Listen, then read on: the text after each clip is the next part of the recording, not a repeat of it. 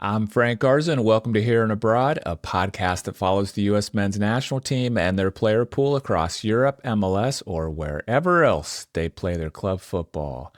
On today's show, we're going to break down the USMNT's recently completed friendlies. They lost 2-1 to Turkey and 4-0 to Switzerland. We'll also look ahead to the Gold Cup, which starts for the U.S. this weekend. Joining me again today is Kyle Bond from the Sporting News. Kyle, let's start big picture. What was your biggest takeaway from these two friendlies? Yeah, the biggest takeaway is the players aren't good enough. You look at the two friendlies on the whole. The Turkey game was actually not that bad. They lost 2-1, and a defeat is a defeat. And there were reasons for that defeat. They made individual errors. They couldn't convert chances on the attacking end. But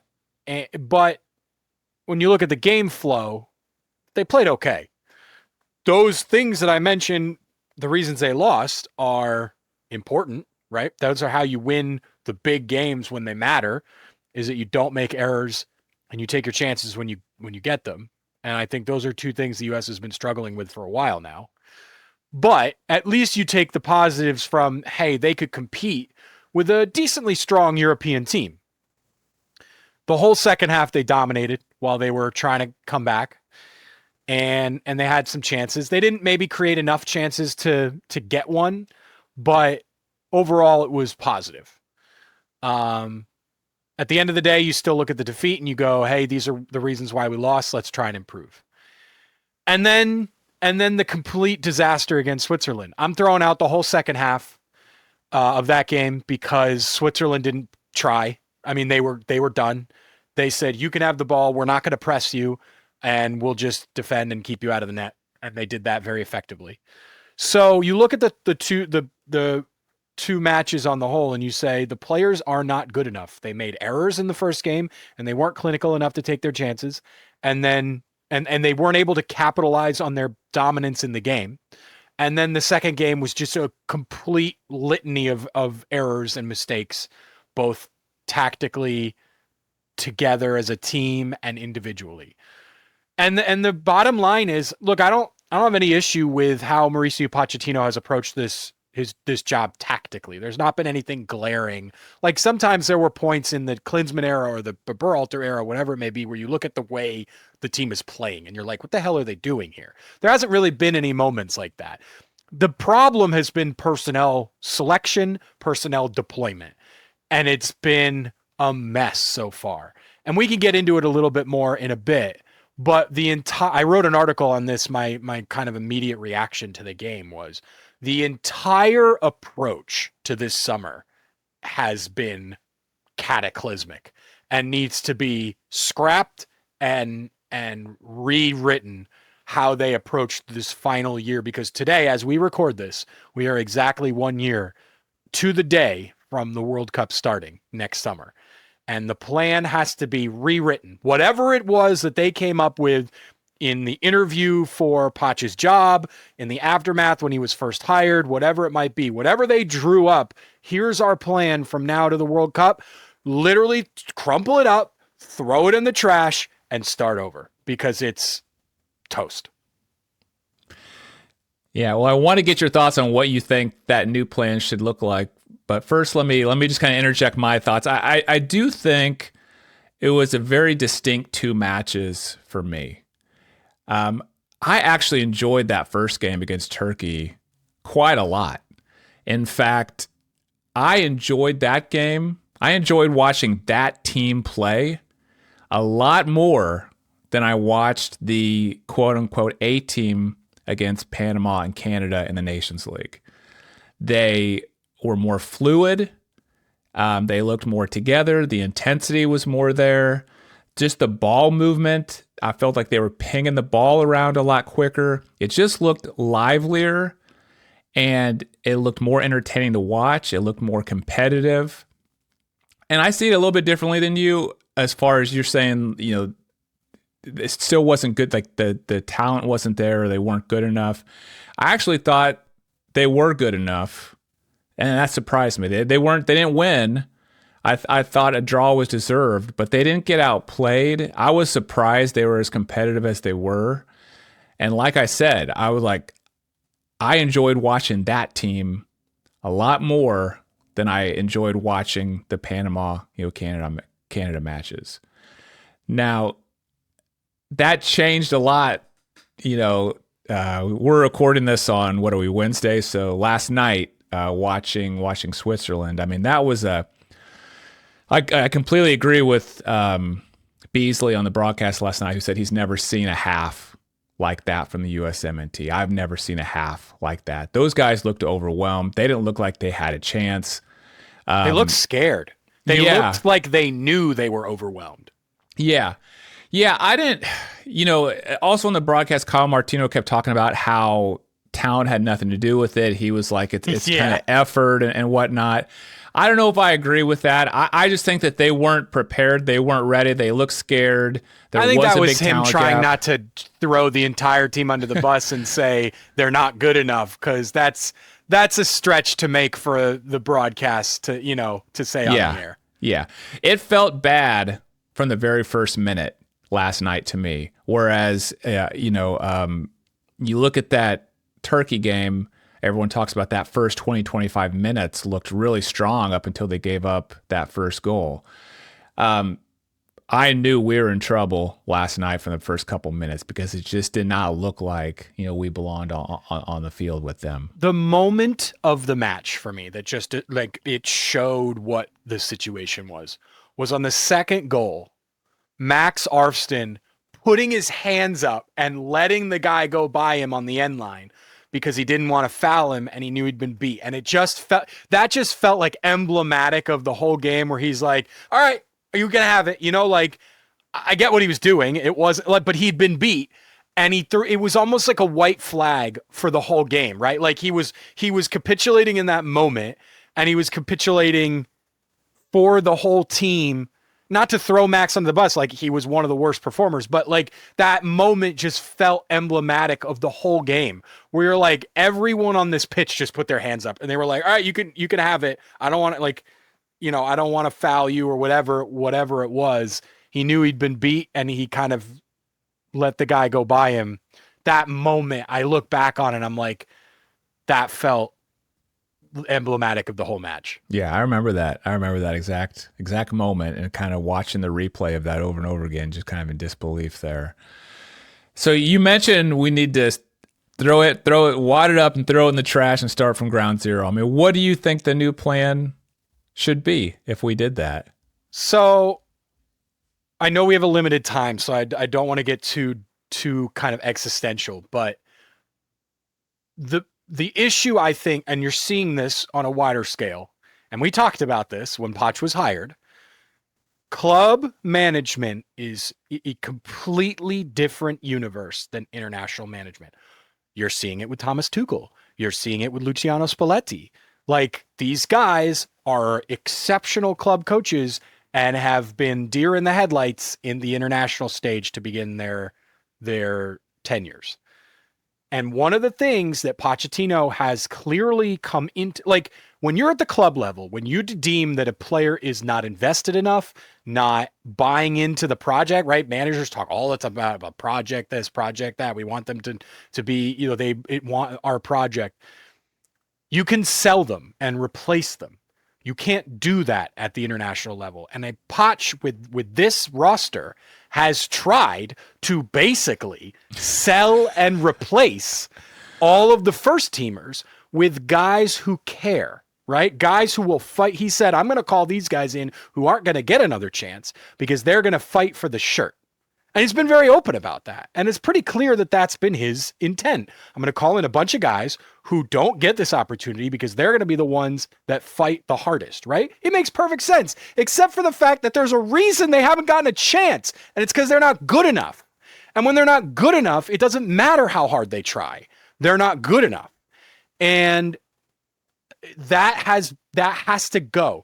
The job description is, you have to get the most out of the team's best players, and you cannot change who those best players are. It is not, you can't exile them and create contrived competition in order to light a fire under their butts. You have to motivate them in the squad and maximize the very rare minutes on the training field and on the game field that you have. So he needs to rewrite the plan to say, I'm going to call the first team in every single match from here on out, and I am going to push them to play their best. And if I can't push them to play their best, then the players are at fault and I'm not the right man for the job. But we won't know that until after the World Cup. But the plan from here on out, you've already wasted the whole summer because you can't change the roster. You have to call in the first team players every single window. I don't care if they need rest. As long as they're fit, they're playing. They can publicly turn down the call-up. I think Poch should have done that with Pulisic and Musa this summer, is call them in anyways and make them publicly turn down the call-up.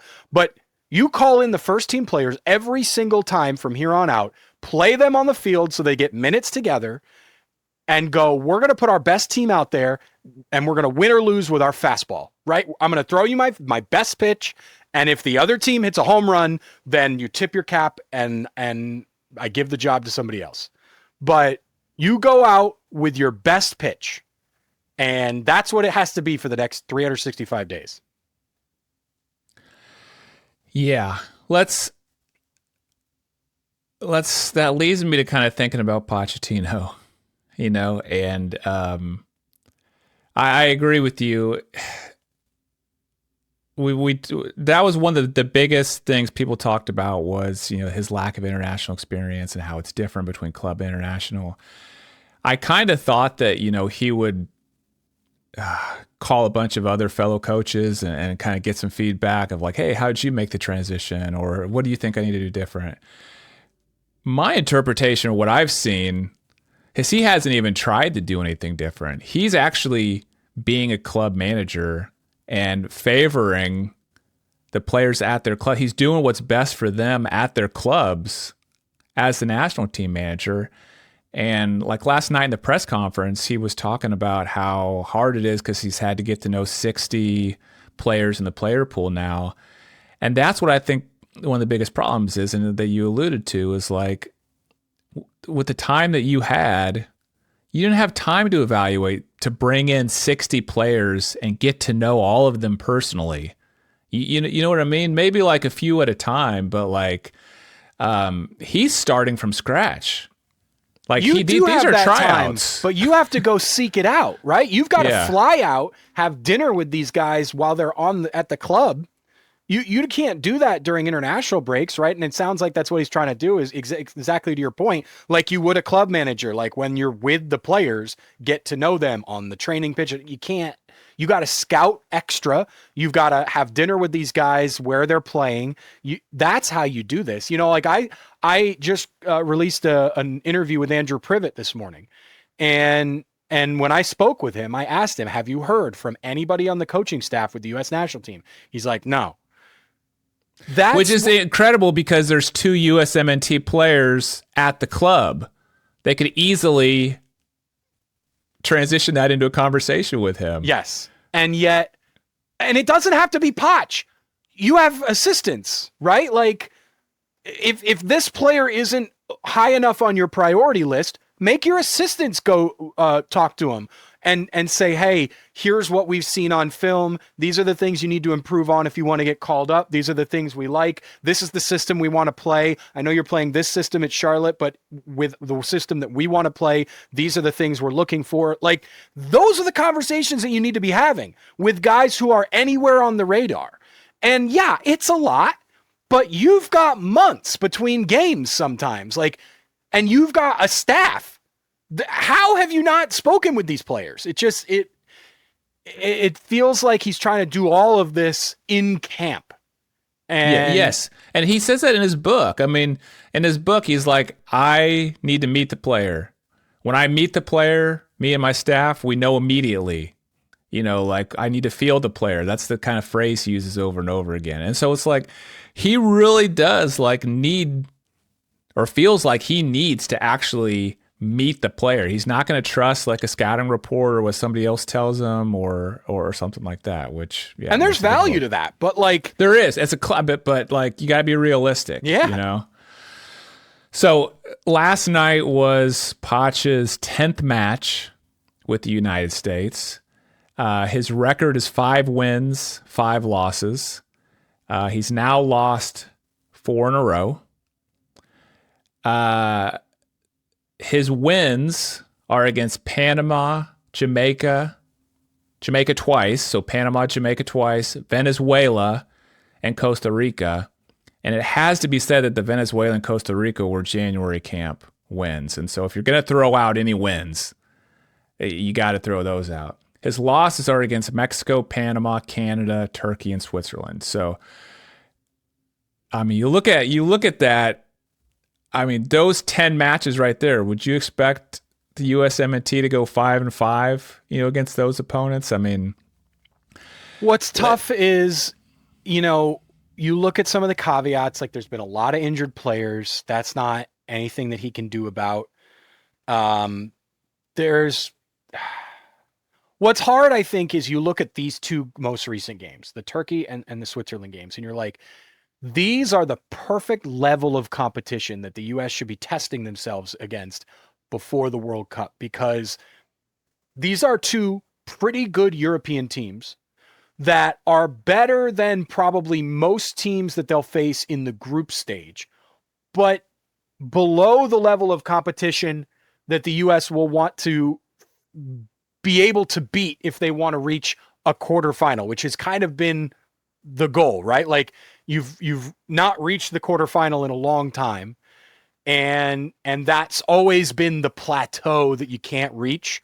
If you're trying to reach the quarterfinal, this is the level of team that you need to beat. Yeah, right? You have to be able to get past them. Yes. Right. You don't need to beat the France, the England, the Germany. Like, that'd be nice, right? Like, but the level of you're trying to beat is like Switzerland and Turkey. Switzerland, I think, was ranked 20th and Turkey is 24th or something like that in the world. These good, like solid European teams, but not World Cup contenders. That's the level of team that you're wanting to beat. And when you're getting blown out 4-0 or then, losing 2-1, though I think the Turkey loss to me is just as frustrating, because it's like, you can't have that kind of game in the World Cup. Like you've got to win the games that you play that well in. And it was fun. I agree with everything you said when you assessed that match. But these 2 games show me that they're not ready. And like, I know the players aren't the players that we're going to get, but when you're evaluating Poch, it's like those are the 2 games that I really wanted to see them perform against, where you could evaluate where this team is at. And it's hard to evaluate them because of the players that played in the game. To me, tactically, I haven't really seen any issue with the way Poch is playing. In fact, I've been more often than not impressed and or satisfied with his approach, his adjustments. Like I said, you throw out the second half against Switzerland because it's very easy to play against a team that's not pressing, that doesn't, have any interest in attacking. But at least the changes that Pochettino made had an effect, right? Like he saw the players, 5 halftime changes. You can't really ask for more than that after a 4-0 blowout in the first half. The switch to a 3 at the back at least helped. They dealt with counters a little better. Like the adjustments were there as much as he could make them. And they've been there in the past. Like tactically, it's been fine. It's the approach that has been a complete miss. So I saw my last night on Twitter when I was kind of scrolling, I saw my first Poch out. Yeah. Hashtag Poch out. So I still don't think there's any chance that Poch is going to get fired. But he could leave for other reasons. He could resign. He could take another job. It's not happening. And, Okay. and the only reason it's not happening is financial. Like, I don't care if he deserves to be fired or not. I don't think you can fire a guy this late that you've invested so much time and resources in. It's just not feasible. But from a purely financial standpoint, for the U.S. to fire him would be astronomically expensive from a buyout perspective. And on the flip side, for him to be hired at the club level, all the reporting around his buyout in that sense is that it was, quote, tens of millions of dollars. So like You're asking, and Jeff Carlisle was the one to report that when his contract was signed. And Jeff wrote in the article, he wrote, or I think it was on Twitter or something. He wrote, I take that to me. Clearly, he didn't know. He said, "This is what I've been told: is that his buyout is tens of millions of dollars." And he goes, "I take that to mean 20 million, right?" So, which I can see where his logic is. So, like Tottenham, especially, that's the one club that he's been linked with. Tottenham, especially, is never in a million years paying $20 million for a coach. That's just not, like, Daniel Levy doesn't operate that way. So it's not happening.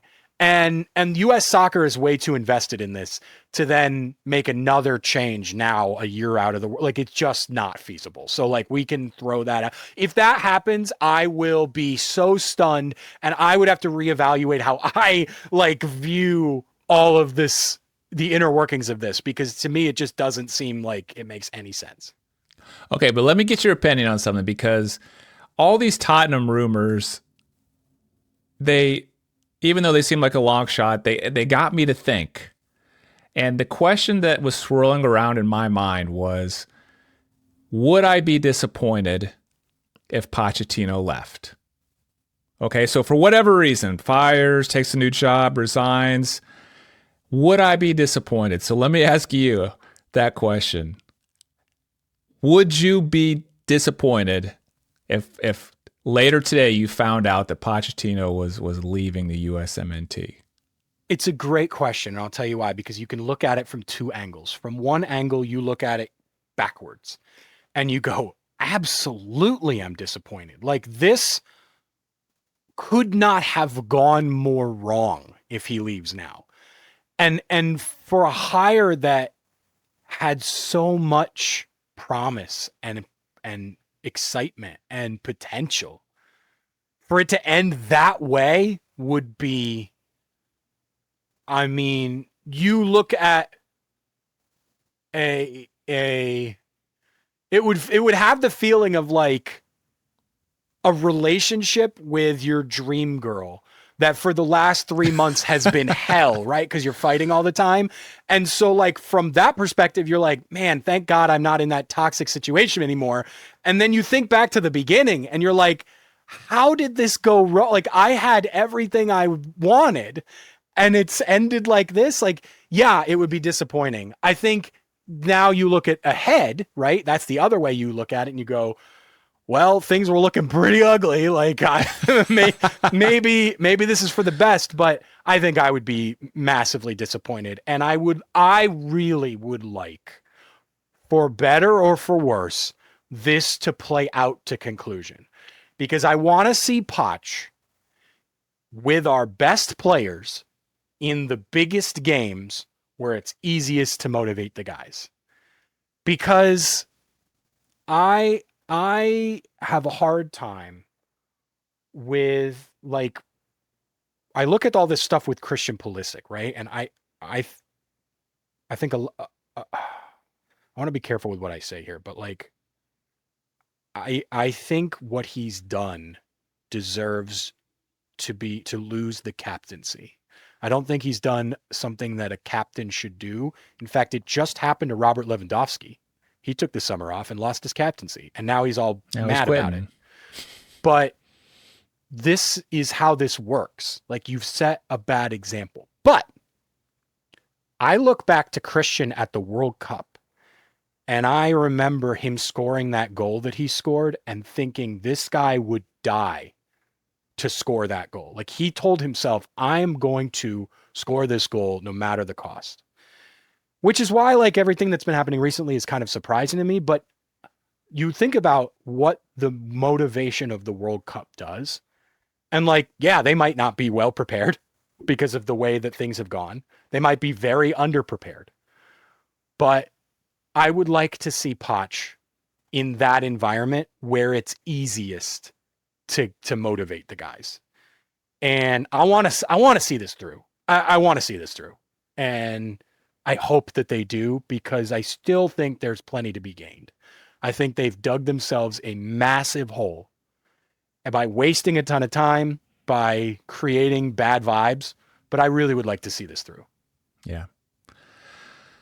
I mean, I have to be honest with you. When I was, juggling that question in my head, I came up with I would not be disappointed. And that doesn't mean I'm not supporting him, or the team. I want him to do well. I want him to turn this around. But I think it's been a complete and utter failure so far. If I had to say, have there been any positives whatsoever, I maybe could point to a few players that maybe he's uncovered, like the Diego Luna, Jack McGlynn. You could even argue Patrick Agyemang, who do have a chance, it looks like, of contributing to this World Cup team. And so that's been positive, and maybe that trend continues. Maybe those three players or three players like them end up being these missing pieces that the U.S. men's national team, first team that we like to call it, really needed. So I tell you what, you mentioned, I'm glad you mentioned Agyemang, because if there was any one player I was impressed with last night, it was him. And I know that he didn't have to play against much because Switzerland just shut it down. But he was a monster up front. And he won 2 fouls that resulted in yellow cards on the opponent, one of which was so frustrating because in any other situation, it would have been a straight red for denying a goal scoring opportunity. He was clean through on goal, but there was a defender tracking back. It was like a football tackle. The guy basically was like, I'm not letting this dude get forward to score, and was as obviously yellow as, and he's like, oh man, just, it's friendly. Come on. But he was great, and he still needs to work on his finishing. He does not take his chances as well as he needs to. But man, he's a beast out there. And if you're looking for guys who are fighting, he's one of them. And there were some moments where he looked like, I need to get to this ball no matter what happens. And, this approach from Pochettino has been really difficult to handle. But if anything, it's uncovered a couple of guys like Luna and then Agyemang who may not be the most talented players in the world, but man, they fight. And that was cool to watch in the second half. Yeah. I fully agree. But Jack McGlynn has really, I've become a fan of him. Watching him, the way he plays, it's you talk about watching just a beautiful football. I mean, the way he is on the ball, how clean his strikes are, and then just his character when you see him in an interview. I think I thought of him as like a kid, as like a kind of almost like a teenager, I think, because that's what I was used to with the Philadelphia Union. But when I actually have seen him recently, I mean, he's a composed, confident, secure guy who doesn't look frazzled out there, who looks very confident. And I could see this team needing him. If for nothing else, how good he is on set pieces, how good he is from long range. He's a guy you could put in towards the end of a game when you really need a goal that could increase your chances of getting that goal. 100%. And we talk about how Poch's tactics have been all right and how his on-field setup has been okay. How about a gem of moving Jack McGlynn out to basically a right midfield role, like a wide midfield role? I did not see that coming. No, and it worked great. He was awesome in that role. And it was really emblematic of Poch's club tactics, because something that has become so popular in the club game now is wingers who have two different roles, right? You have your real one that attacks a ton, and the other that plays more a defensive progressional role. And when you have Diego Luna on one side, who's a much more attack-minded winger, and then you put Jack McGlynn on the right, who is a more possessional, back to goal, let me defend a little bit more kind of guy, that worked great. And he was awesome in that role, because when he does get forward, he's going to be further from goal than the other winger would. And he can shoot from that spot. So now the other team has to respect that. Tactically, that was a huge win. And one of the best parts about the Turkey game. Yeah. I remember being on here in the previous show talking about who are we going to put on the right wing. And he wasn't even a possibility in my mind. So that ended up working out really well. So ahead of us now, we have the Gold Cup. The U.S. will kick off group play against Trinidad on Sunday. They'll follow that with matches against Saudi Arabia and Haiti. Last thing I want to do here is take what we've learned from these two friendlies and try to project what we think the starting lineup should be. And I'm going to do like last time, share my screen with you, Kyle, and show you what I've put together and then get your comments on it. Okay, so this is what I've put together. I'll go through it briefly. I'm going back with Matt Freese at goalkeeper. I know that's debatable. I know that wasn't Matt Turner's fault last night, but I mean, he did not look good on that third goal. He did, and he hasn't looked good the last couple matches for the U.S. So I'm wishing him the best of luck. He looks like he's got a great move to Lyon, where he can get some first team minutes, hopefully, with a great club. Go back there, get your form back, and then we'll see you. But for now, I'm just going to go with Matt Freese. Tim Ream and Chris Richards. Even though we didn't see a lot of Tim Ream in there, I didn't see anything from Mark McKenzie, Miles Robinson, and Walker Zimmerman that makes me think they can do better than him. Oh, the McKenzie thing is so frustrating because he should be the guy. I know. I wanted to put him there. And he got turned in a blender on that fourth goal. I mean, just one-on-one, nothing fancy, top of the box, bing, bang, boom, balls in the back of the net. And you're like, what? Where were you? Like, that was brutal. Yeah. Fullbacks, we got some question marks here. I have Max Arfston in here. I saw some bright moments, some really bad moments from him. I like his attacking play, even though his finishing wasn't great. What I would like to see is Arfston get the start against Trinidad, and then maybe John Tolkien get the next start against Saudi Arabia, and then decide based on those two performances who's the left back you're going to go with going forward, because I think it's about even between them. And then Alexander Freeman, I'm just putting him out there. I didn't think he was phenomenal against Turkey or anything, but I'm just not happy with Nathan Harriel out there. I don't think he's the guy. So give the young guy, just let him go, let him ride, and just hope that he gets better, each match. I'm taking Johnny Cardoso out. I'm assuming Tyler Adams is going to be okay with his foot injury. And I just think Luca De La Torre, he gives you so much with ball progression. I thought he was so good against Turkey. I want to keep him in there for that reason alone. And then I think the rest of it is I think the exact same as what you saw against Turkey. Malik Tillman is number 10, Diego Luna and Jack McGlynn out wide, and Patrick Agyemang, up front. What do you think about this starting lineup? Anything you'd change? I would change one thing about it, and it would be that I would put Tolkien in at left back. I'm a little annoyed / surprised that Poch made 9 changes for the second game, but left Max Arfston in at left back, which means that we didn't get to see Tolkien against anything of value. Like that whole second half, there was nothing to defend. So we didn't really get to evaluate Tolkien at all. And I don't know why Arfston got 3 halves and Tolkien got 1, which now you risk that 1 half being impossible to evaluate, which it was.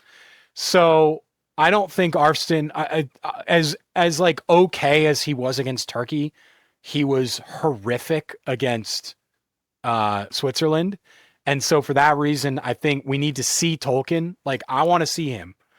And I agree that like there's still some evaluation that needs to be done there, right? So like if Tolkien bombs in the first game, now maybe we put Max back in there and we go, but like he needs to get a chance. And I don't think Max deserves to keep the spot. So I would like to see Tolkien in the first game, and then maybe you reevaluate and go, now what? But that's you talked me into it, man. You did. I think you're right. I do. I think there's a competition between them, but maybe it does make more sense since you've already seen enough of Max Arfston. Throw Tolkien in there this first game and see what he does. The fullback situation is the worst part of this roster. Like it's a nightmare. And you've lost Dest, you've lost Jedi, you decided not to call in Scally for whatever reason, who could play both positions. Like the situation, J1 Jones is hurt. Like the whole thing is a mess, and there's nothing left. And if the U.S. is going to flop at the Gold Cup, it's going to start at that position. I think the rest of the guys on the roster performed well enough against Turkey that I think they can do okay at the Gold Cup. Like, I think if you throw this 11 out there and they don't reach the semifinals, it's because the fullbacks had an awful tournament. But I think those guys that you've got on that 11 overall, there's a justification for every single one of them. It's wild to me that Tim Ream is still in this spot. But here we are, and I can't argue with that start because the other three guys, McKenzie, Robinson, and Zimmerman, were all a disaster yesterday. Well, I guess Miles Robinson didn't. Did he play? He played against Turkey. He didn't play yesterday. He didn't play yesterday. So, maybe you could argue that Miles should be in that spot, but McKenzie and Zimmerman, as much as I would like to defend them, like on the whole, like body of work kind of thing, Walker had one of the most baffling quotes after the game. And like, I know where his head's at, right? Like he wants to say, look, this isn't us. We had a bad game. It's okay. But it's completely tone deaf when he said, it's easy to look at one game and say everything's falling apart. It's just totally tone deaf. Like you've lost 4 games in a row, man. Maybe you weren't around here for 2 of them or whatever, but the team has lost 4 games in a row. They haven't been impressive in at least a year, if not more. It's very tone deaf. And I know he's a leader and I know he wants to get fans on his side. And I know but at some point you have to look at the big picture and go, this sucks. And Poch did it after the game, right? I don't think there was much value in the manager doing it. I think he was more so doing it to protect his players. And he even literally said that. He's like, I'm going to try and keep the players from being criticized by saying this is all my fault. Which is kind of funny for him to literally say that out loud.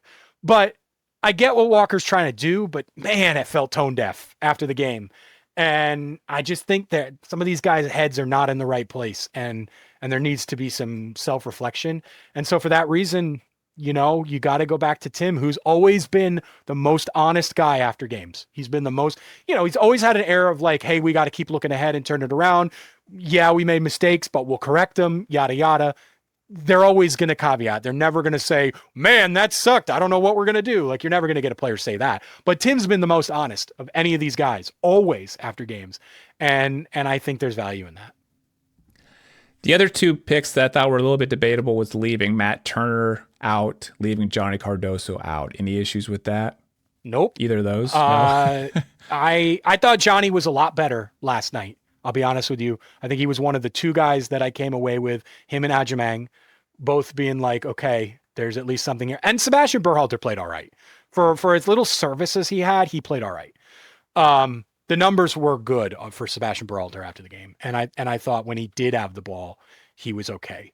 But I mean, given his game 1 performance, which is honestly the one that's better to evaluate, I don't think there's any harm in taking him out, especially when you have Tyler Adams, who plays his position better.